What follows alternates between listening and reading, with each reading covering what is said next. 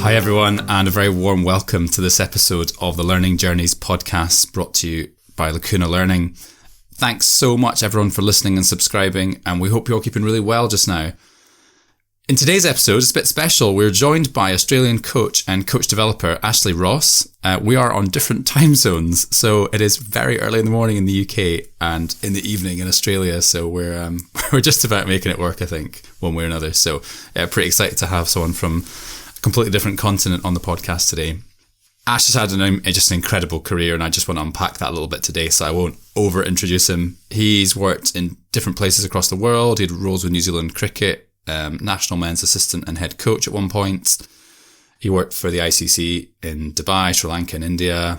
He lives in South Australia. He worked for the South Australian Sport Institute for quite a while. He's now out on his own, carving his own path and helping others and doing some really cool, innovative work.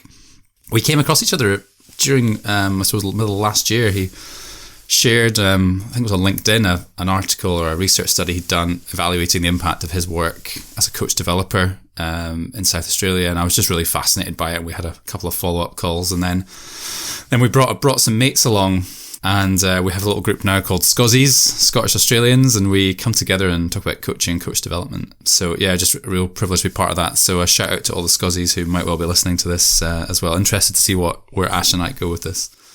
I'm really stoked to have him along to share his journey, so thanks so much for your time, Ash. No, thank you. This is a rare privilege to be beamed around the world. You were just telling me how widespread your listenership is. So, I'm honoured to be on something that's so worldwide. Yeah, no, thanks, Ash. Although, as we talked before the pod, I think the number of Australian listeners has gone up exponentially since you started sharing it. So, thank you for sharing the pod across Australia. It's much appreciated. Listen, by way of warming you up today and the regular feature on the pod, the standard question is this. Now, I'm interested because a lot of people say places like Australia and New Zealand, when they do this because they live in the Northern Hemisphere, you of course live in Australia. So if you could go on an adventure anywhere in the world, where would you go? Who would you go with? And what would you do? Oh, look, I've got to admit to being a sports tragic. And so I think for me, the great adventure would be Augusta, go to the Masters and walk around with Greg Norman and just listen to what really happens out there. And that would be a treat. I'm, as I said, a bit of a sports tragic and I've been fortunate to be some great places in the world, but, Augusta certainly just happens to have something special about it. And, I love golf, but unfortunately golf doesn't love me. Oh, yeah. God, what a great answer. Didn't expect that one coming at all. The Shark, of course. You've got to talk to the Shark, don't you, when he's out there? Well, I come from a family of golfers. They would very much appreciate that and say, yeah, go to Georgia and watch the Masters. So that's a good one. Nobody said that. So thank you very much for that. I don't think anyone said the US yet. So anyway, brilliant. Right, listen, I mean, we could be here for 5 hours chatting about this, I'm sure, but we don't have that much time. Your journey into sport, where did it start? And I guess where did it lead you? Yeah, just really fortunate to, I think to grow up in Australia. It's got this notion of sport as part of what you do. And so it's almost like it's not a choice. You grow up and you've either got a bat in your hand in summer or you're kicking an AFL ball around in winter. It's just what you did. There was no sort of other things that you did. All your mates did the same thing and your school promoted the same thing. And so the weather was conducive to it. So that's just what you did. And so fortunate to then, as I was sort of progressing through school, to think, well, what do I want to do for the rest of my life? And I realized the probably thing I wanted to do more than anything was to spend the rest of my life in a tracksuit. So my professional ambitions turned around to being either a phys ed teacher or a coach. And that was the professional or my educational path that I went down. So I got a Bachelor of Education in physical education. But early on realised that I didn't particularly want to be in a school with bells going off all the time. So coaching was the next best thing, and incredibly fortunate to spend all my professional life basically coaching, because I wasn't a great player. So to be able to be in and around it was just an incredibly fortunate opportunity. Yeah, I'm laughing because I always tell people I worked extremely hard to get to wear a tracksuit for a living. So yeah, that really resonates. So you talked about just having like every sport under the sun. What kind of sports did you engage with when you were younger, and where did they kind of lead you? Probably AFL football was a bit of a passion at the start, but that was a winter sport, and cricket was the other side. But I picked up whatever you could. So tennis ball, tennis rackets, golf clubs, whatever was going around at the time. So if it had a bat and a ball, and that was enough, whether that was hitting it against a wall by myself or just with mates or whatever was going. So whatever sport there was around, I reckon I had a crack at it at some stage, basketball, lacrosse, but not good enough at any of them to really make a mark, and enough of a fascination to work out, or to try and work out, why is everyone else good at these things and I'm not that good. So that became a bit of a driving force as to, well, there's got to be an answer somewhere. So it's probably created a perpetual curiosity for what makes people great. Oh, I love that. So what you're saying is that because maybe you weren't the most successful or talented, inverted commas, player, you became fascinated by why other people were good at it. When I was an undergraduate student, my supervisor for my dissertation project, she's a world expert in the area of motor learning and that kind of stuff. She always likes to tell the story that she's in like the lowest 1% of ability in like some of these tasks, but she's completely fascinated by why she's so rubbish at them. So maybe it's the same thing. Okay, so why cricket? What was it about cricket that I guess fascinated you and led you to want to coach it and help other people to get better at it? Yeah, well, I was sort of football and cricket were my two big sports as I was maturing and sort of having to make a bit of a decision. Got injured in football, played, then followed the cricket path. Had a really serious car accident when I was only 24 or 25, which precluded my career, but or finished my career. But more importantly, and I look at it as a huge advantage now, is that I realise now I was never going to make it, even though I had this desire to play at the highest level. I was never going to make it, and having the car accident, which finished my playing career, meant that I started coaching at 24 and 25. So when the rest of my mates and colleagues were still finishing their career at 34, 35, I'd been coaching for 10 years, and that had led me to a level of exposure and experience that put me a decade ahead of everyone else in my age group. Wow, I've got this incredible sense that this trauma incident, where it sounds like you were extremely badly hurt, was really important in what shaped your life. What was it like around the time of that accident for you? I look back at it now as being quite pivotal, because it was the thing that put me down the coaching path. I was always keen on coaching, but playing, I had these delusions of grandeur, but now realise I wasn't going to make it, looking back on it and what I was experiencing. So it was pivotal. Yeah, I had a head injury, which means I basically couldn't continue, have the focus and concentration to be able to play consistently. But then just said, well, look, I love the game and I love being in and around, and I'd love to be able to do it at a very high level. It's not going to be in playing anymore. It certainly wasn't going to be in umpiring with some of the discussions I had with umpires on the field. So I thought it was better that coaching was going to be the method, and having the phys ed background, it just seemed so logical, and so very fortunate to be in and around. I was working for Victorian cricket, Australian cricket at stage, and just started hanging around state squads and elite squads. Went from 1 year from moving the cones to our state coach at one stage said, listen, can you just stand over there so the boys can run around you when they're running their shuttles? And I went up to him afterwards and said, listen, I'd really like to thank you for my promotion. He said, what do you mean? I said, well, last year I would move the cones. This year I am a cone. Of all the things I thought you were going to say today, being a human cone wasn't very high on that list. Oh, well, I am overqualified. Yeah, okay. Overqualified for moving cones, or being a human cone, sorry. Being a cone.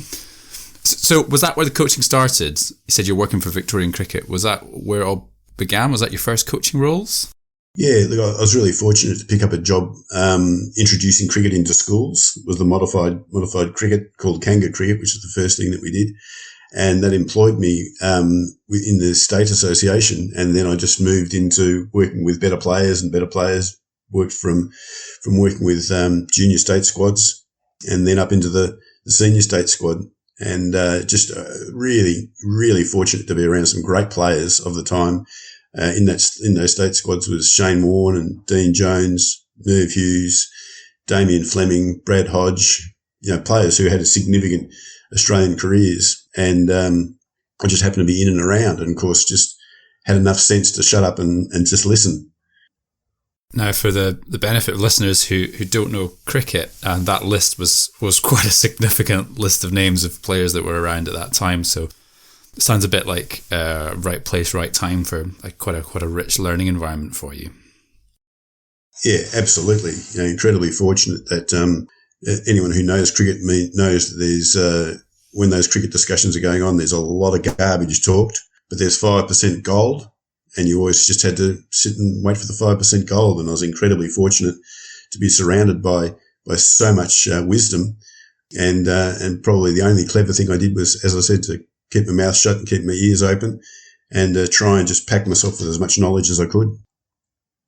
Yes, there's some good advice in there, I think, for the people listening. There's 5% gold, there's 95% stuff you can just filter out, but there's 5% of stuff you should really be listening to.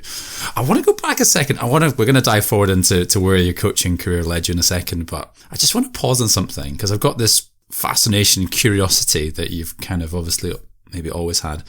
I'm so interested to know where you think that came from, because I've got this, for a lot of young coaches to have the wisdom to, as you put it, shut your mouth and open your ears and listen. They've got to really work to that, because they don't yet understand what it is that they're listening for. But it sounds like for you that was always there, and that I didn't make it as a player, so I'm going to be fascinated by how I might learn from others and how I might help others to get better at this. Where did that kind of fascination and curiosity come from?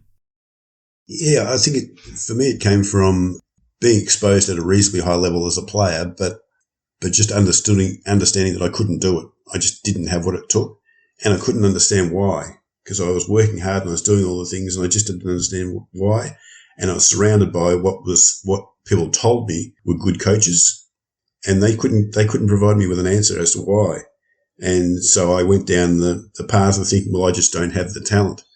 And then I started to question, well, is this about talent or is there something else? And that's where it's really, this curiosity started to move, and it started with listening to cricketers, but then starting to listen to other athletes, and then starting to look into psychology, and then there's Dweck, and then there's Ericsson, and then there's all these wonderful people and wonderful readings that every time I read something, it actually started more questions rather than answered what I was thinking. So my curiosity deepened as a result of searching for answers. And that's what really sparked this ongoing search for what better always looks like. I love that. What better always looks like, and this idea of just trying to get better at getting better. Yeah. Well, thank you for humouring my curiosity about where your curiosity came from. It's a question about questions, really, wasn't it? So we've been coaching at state level. Where did that lead you? How did your coaching career progress from that curious young coach? How did that go? Yeah, again, when opportunity sort of just came knocking, I've been working hard, but Australian cricket system values ex-playing experience, and so I was told with no uncertain terms that I would never coach at a high level because I hadn't played, and that didn't concern me so much because I'm quite happy to be a soldier. But a guy from New Zealand made an appointment to come and see me about an academy that we were setting up, and I had half an hour in my diary. And 3 hours later, when he walked out, he said, "Would you like a job in New Zealand?" And John Reid, who was the high performance manager, was setting up an academy in New Zealand, and I was just incredibly fortunate to be in the right place at the right time. We obviously completely hit off as to what we thought the future of cricket was. I was delighted by what I was hearing from him, and it was not a matter of how many games you'd played over there. It was a matter of what you knew and what you could bring to the table. So I went over there and did effectively a 3-day interview doing some coaching, and incredibly fortunate to meet Chris Doig, who was the CEO at the time. And he said, listen, if you come over here and you try and you do something that everyone else is doing, don't come. He said, if you come over here and try 10 things and 9 of them are abject failures, but one of them works, then that's great, because remember, we've only got 4 million people. And if we do the same as everyone else, we're never going to make it. So you've got to come over here and this is what you've got to bring. And for me, that was just music to my ears. Oh, Ash, there's a lot I'd like to ask you about that. That's incredible. So, yeah, I love that. If you always do what you've always done, you'll always get what you already have, that kind of idea. And it would be my impression of New Zealand and also Australia, but also particularly of New Zealand, that is a lot of how they work, that we're interested in people who are going to innovate and think differently and think critically. And yeah, it's that 4 million people thing versus, I don't know what population Australia is, but it's a lot more than that, right? And so you've maybe got more talent to burn, you've almost got more people to play with and work with, whereas we've only got a tiny playing population. Like in my day job, we're talking about like 100 athletes across 2 disciplines, maybe 80 athletes, probably realistic 60, something like, competing regularly. So that's tiny numbers. So therefore you've got to be much more careful how you support them and how you progress them through. Yeah, that was certainly the ethos of New Zealand cricket as well, is we can't burn them. We've got to make the best out of everything that we have. But it was this wonderful feeling that they almost grinned under their breath all the time that, hey, this is a demographic advantage. We've got 4 million, but they're all really close. So we can get them together. We can provide with great facilities and provide them with great systems and structures, and something special might just happen. So it was this wonderful, this notion of the collision of circumstance that Syed used to use in his book Bounce. And that was a lovely idea, is what are the circumstances that we need to collide to create great things. And I feel delighted that New Zealand cricket, has just recently gone to number 1 in the Test world, which is, for the size of the demographics, is an extraordinary performance. And I think a lot of the stuff that we did was built on the back of John Reid, who was the high performance manager at the time, who unfortunately has just passed away. I'm just wondering what it was like for you. The CEO basically sat you down and said, we want innovative thinkers and people that are going to drive things forward and try stuff out. And, for every 10 ideas, one will stick. What was that like for you to kind of be given that kind of permission to say, you need to get on with this and get moving and try stuff out and innovate and see what sticks? What did it feel like when you had that conversation? For me, it was wonderfully empowering, because I think most people in Australia either saw me as coming from left field or part of the lunatic fringe. And I was never quite sure which one, but in New Zealand, they're quite happy to tolerate someone from the lunatic fringe, because it was that one thing. So, I got great support to do some really, really cool things and introduce some different things, and had wonderful sounding boards over there who were, really world-class thinkers that I was fortunate to be around. So it just became a really, really great melting pot of stuff that we could bring forward.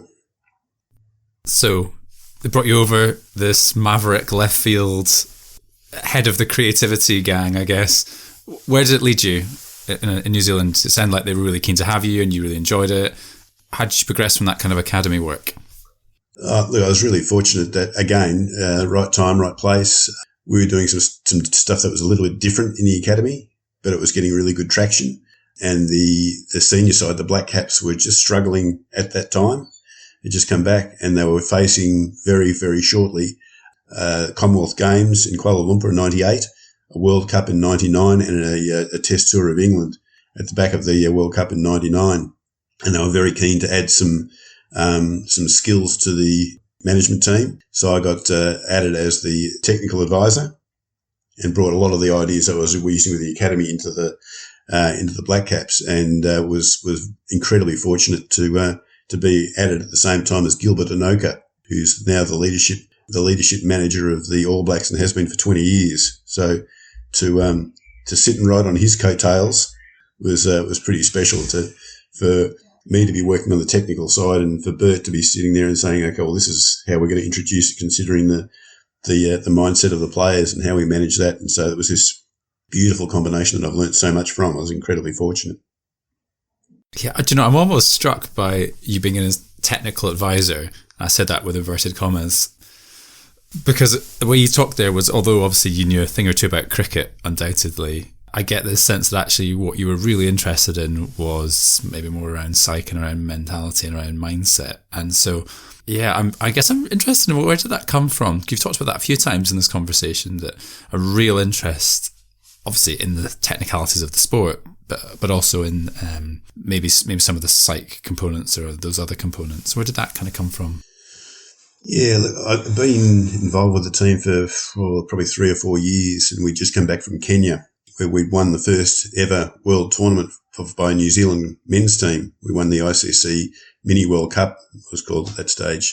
So we would come back from Kenya, and I was pretty full of myself, having just been involved in a leadership team that had created history for New Zealand. And I was flying from Christchurch to Auckland, and sitting next to the guy next to me, and having a chat as you do. And he said, so what do you do? And I said, look, I'm in cricket. He said, fantastic. What do you do? Bat or bowl? And I said, no, mate. No, I don't bat or bowl. He said, but you said you were in cricket. I said, yeah, I am in cricket. He said, well, what do you do? I said, well, I coach. And he turned around and said, well, you're not in cricket. And, I've been coaching 20 years, and we've just come back from winning a world championship, and I dropped a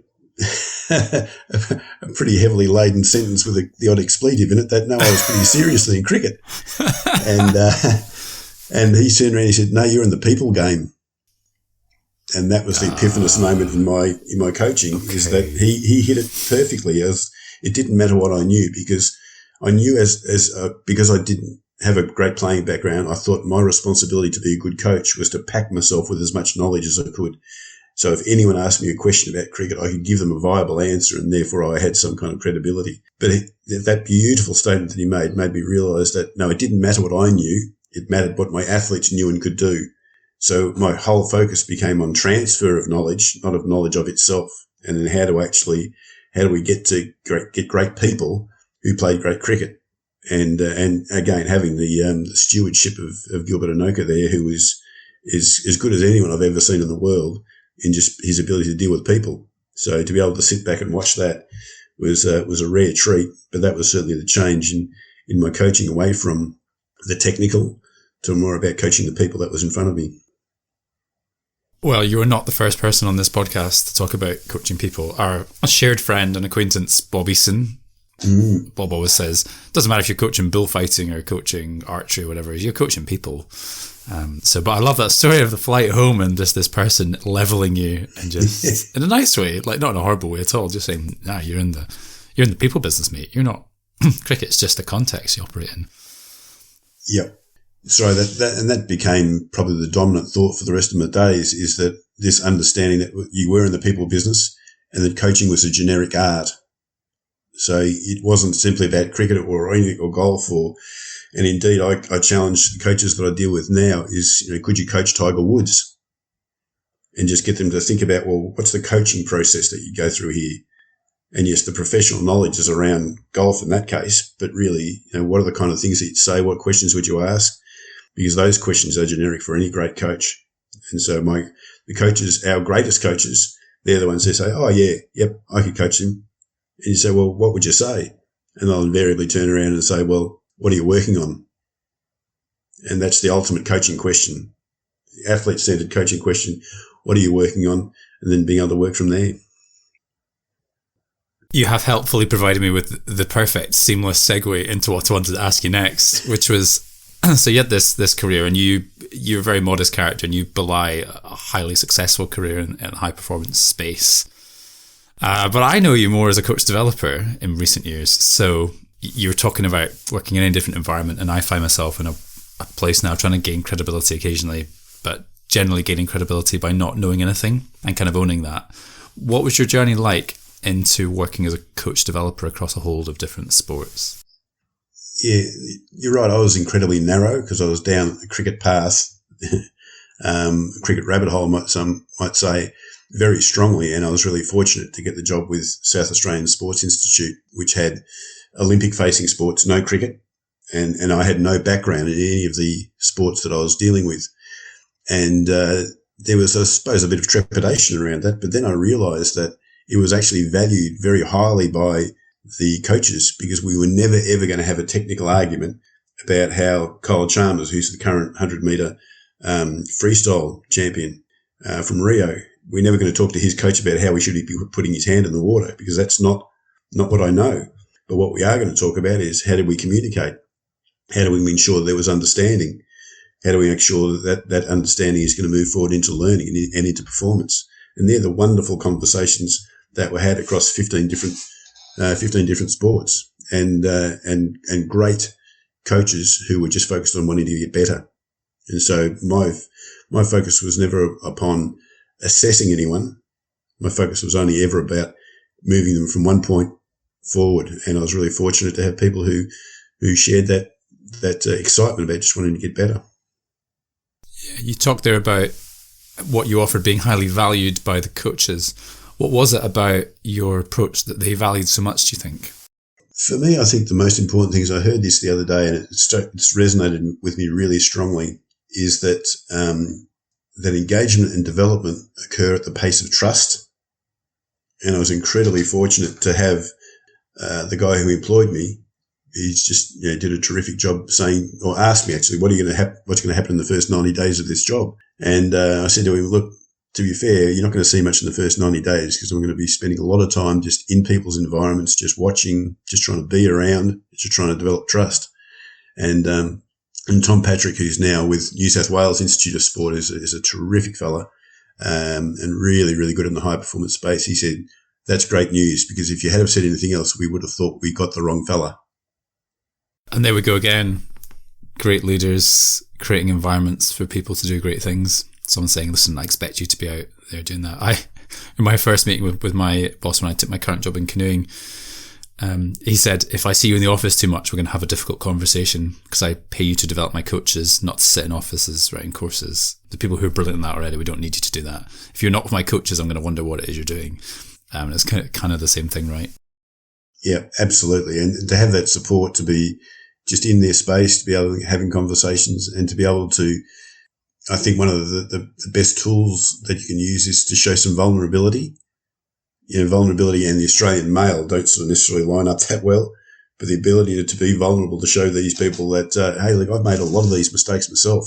And, this isn't me telling you how to do these things. This is really about you. It's really exactly as we were as coaches of athletes. It was being athlete centered. This was very much about being coach centered, about saying, okay, what are the things that you want to work on? And how do you like to learn? And let's try and marry those things together. So the notion that we have these coaches who are going to do a coach education course, which has its place, but most importantly, there was a lovely thing I heard the other day is that beginner coaches do courses, intermediate coaches do conferences, and great coaches do coffee. Now, obviously, there's a little bit of license in that, but that's exactly what I saw in trying to match up people with how they like to learn, rather than saying this is the way to learn. So it's really around this notion of respecting adult learners rather than child learners. So the difference between andragogy and child learning, which is more around the pedagogy. But unfortunately, we've often treated our senior coaches, our mature coaches, as if they're children. So, and you can see why people get turned off rather than really getting turned on and being lifelong learners, because it suits their style and it actually suits what they're interested in. The more we can do that, I don't think there's any secret as to why people, stay engaged if we treat them like adult learners rather than children. Oh, there was a lot in there. I'm going to, as I often do on the podcast, encourage listeners to listen back to the last couple of minutes. There was an awful lot in there. I want to circle back around a couple of things, if that's okay. Interestingly, I had a conversation with a good friend and colleague, Dusty Miller, and he said, learning happens at the speed of trust, or engagement happens at the speed of trust. And you kind of chatted a bit about a few things there, but I want to ask you, you talked about, creating space where it's okay to be vulnerable, and obviously that perhaps culturally in Australia being quite a hard thing to get sometimes. How do you go about building trust with your learners? Yeah, I mean, it's a good question, because I think it's so fundamental, because that's the game we're in. We're in the relationship game. And I think for me, it was important to be really respectful of them. They were all good coaches. And so I used to have a sign on the door. The reason you walk in here is not because you're a bad coach. It's because you're a good coach who wants to get better. And so for me, it was all about building this trust that I'm here to help you. And indeed, it was really important for me to establish with them that I was their coach, not the administrative spy. So we would never do assessments. We'd do profiles, and we'd talk about actually moving people forward consistent with what they needed to get better at. So my whole focus was never on competencies or those type of things. It was always a matter of wherever you are now, it's simply about moving forward. So my whole focus was only on better. I love that. And I absolutely believe that you had a sign in your door that said, you're not here because you're a bad coach, you're in trouble. You're here because you're a good coach and you want to get better. I love that. If I ever have an office, I might pin that to my door as well. But you shouldn't be sitting in there. Yeah, very good point. But you obviously had a need for an office to do some magical, innovative thinking and stuff. Maybe, I don't know. But listen, there's nothing wrong with a coffee with a coach, right? Well, and that was the lovely thing is I think some of the things that the coaches rated most of all was just the ability to drop in for a chat, just to be in and around and to have a coffee and have a, I used to have a big jelly bean jar in my office, and what I would say was I had a sheet underneath the jelly bean. The jelly beans are free, but you have to have a coaching conversation with me if you're going to have a jelly bean. And so people would just come in for the jelly bean and get trapped for a coaching conversation. Oh, I love it. You're gamifying coaching conversations there. There's some great research on this. There is a study where they, in a coffee shop, they were trying to increase tips, and they tried this out, and they had one that was tips for cat lovers and tips for dog lovers. And tips increased by like 90% because everyone wanted to engage. Like, no, I like dogs, no, I like cats. And so it became a game, right? And so I love that the jelly beans. If you want a jelly bean, you've got to come in and talk to him about pedagogy or learning something. Do you know what I mean? Something's going to happen here. I love that. Brilliant. I would love very much to ask you if you've got any advice for young coaches or even coach developers coming through. You've had an incredible career and you've learned just a massive amount, and it sounds like you're still learning every day. What would be some of your advice you might offer them from maybe lessons learned along the way and things that might have tripped you up? Oh, definitely keep your mouth closed and your ears open is a big one. But I think the other one, advice that I give to anyone who's really wanting to get into the game, because it's a hard game to get into. There's not a lot of spots. There's not a lot of positions at the pointy end. Is volunteer. Just give openly of your time and make yourself irreplaceable, so that you just end up doing stuff. You go from moving the cones to being a cone to throwing balls to being able to coach, and that's just is the best advice I can give. Is because people aren't going to just run up and knock you over to give you a job, but once you can actually show that you've got something of worth and something of value, then the good things will happen. So you spend a lot of time in this game bashing your head against a wall, thinking you're getting nowhere. But you're not actually, you're probably bashing the wall down, and someone's going to notice at some stage. So, yeah, don't ever think about volunteering as a cost, but always think of it as an investment. Well, thanks, Ash. There was predictably a lot in there, so thank you very much for that. I'm going to attempt to pick up some of the best lessons that you shared in the last little conversation here for the benefit of listeners at home. There was a lot in there. I'd still love the fact that you would go and see Greg Norman at the Masters as your place to travel around the world. I think that's outstanding. So thank you for that one. Oh, there was a lot in there. Spending your life in a tracksuit. Yeah, there's nothing wrong with that in my world. And I just love that out of what was a trauma incident in your life, that car accident came you at that real fascination and that drive and that desire to do coaching, and wondering, if I wasn't that good, how did they get so much better than I did, and what's the process behind that, and that real curiosity. There's a lot in there. Yeah, you said this a couple of times, wait for the 5% gold. We have eyes and ears, a mouth for talking and ears for listening, but perhaps we should do more with the mouth closed and more with the ears open. That came through a lot. Yeah, and just I loved you talked earlier about coming from left field or being part of the lunatic fringe, just a creative maverick. Someone out there thinking differently and challenging the norm. And in a sport like cricket, it's been around a long time. That's probably quite a challenging place to do. And bringing people with you, it's all well and good being creative, but if you can't bring people with you, it doesn't matter, right? Coaching is a generic art. The ultimate coaching question is, what are you working on? Yeah, it's such a simple question. It's just sitting with me now. And then I think one of the big things I'm sitting with at the end here was just this, how we develop trust. How do we support an environment where vulnerability is okay? I think that's massive. You are not here because you're a bad coach. You're here because you're a good coach. You want to get better. So, there was a lot in there. So thank you, so much for sharing that, Ash. Yeah, it was brilliant. And I deliberately didn't over engineer this the planning for this conversation because I just wanted to let it flow. So thank you very, very much. People probably might not have known who you were before this conversation, but they undoubtedly know a bit about you now and they might want to keep talking to you. How can they get hold of you? Where can they follow you and keep a track on what innovative, creative things you're up to? Yep, I'm available at ashley.coachlearningsolutions.com. So you can drop me a line there on the socials and Hyper, or just go for Ashley Ross and it'll come up as Hyper on Twitter. And also got a Coach Learning Solutions, which I think is Coach Learning S on Twitter. So you can follow me there.